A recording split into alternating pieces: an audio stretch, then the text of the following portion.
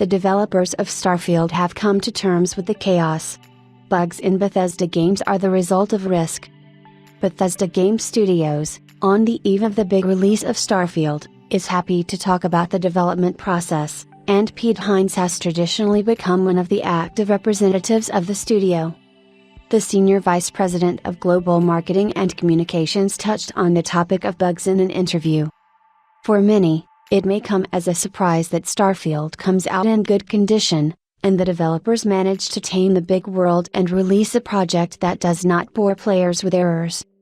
Pete Hines noted that Bethesda has come to terms with a certain amount of creative chaos. Although bugs can be found in the studio's games, they will not be a decisive factor in the perception of the game. The developers took some risks to ensure the proper level of pleasure and immersion. We embrace chaos. If we wanted to, we could create a safer game with fewer bugs and less risk. However, we try to rely on the freedom of the player. Yes, there are a few little things when your companion can sometimes stand too close to you, but the freedom that you get, and what comes with it, we really love and appreciate. Of course, there are also mistakes. But does that detract from your experience?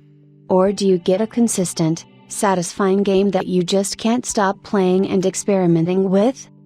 Starfield will release on September 6, 2023 on PC, Xbox Series X Vertical Bar S, and Game Pass.